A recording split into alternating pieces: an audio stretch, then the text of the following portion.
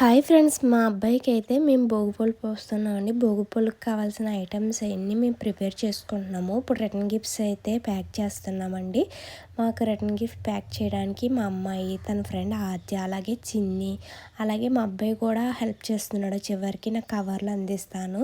మేమైతే వెనకాల back drop కట్టి కైట్స్ అయితే పెట్టాము. హ్యాపీ పొంగల్ అని రాసామండి. అది ఊడిపోతుంది, దాన్ని నేను సరి చేస్తున్నానండి. భోగిపళ్ళు ఎవరైనా పోసుకోవచ్చండి. ఎప్పుడు పోసేలాగానే ఈ ఇయర్ అయితే మా అబ్బాయికి భోగిపళ్ళు పోస్తున్నామండి. థర్డ్ ఇయర్ అండి ఇది.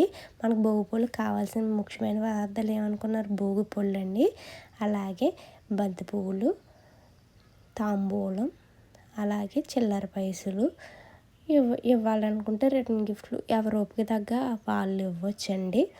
ముఖ్యంగా ఇది ఆనవాయితీ ఉంది మాకు లేదని కాదండి. అప్పుడే పుట్టిన పిల్ల కానించి 5 సంవత్సరాలు పోస్తారండి. ఇంకా పోసుకునే వాళ్ళు అయితే 11 సంవత్సరాలు అయితే పోస్తారు. మేమైతే 5 ఇయర్స్ అయితే పోసాం మా అమ్మాయికి. మా అబ్బాయికి ఈ ఇయర్ తోటి ఆపేద్దాం అనుకుంటున్నాము. ఇదైతే పిల్లలకి చాలా మంచిదండి భోగిపళ్ళు పోవడం. భోగి సాయంత్రం రోజైతే పోస్తారు. ముందుగా మా పిల్లవాడికి బొట్టు పెట్టి గంధం రాసి భోగిపళ్ళు అయితే పోయడానికి సిద్ధంగా ఉన్నామండి. ముందుగా భోగిపళ్ళు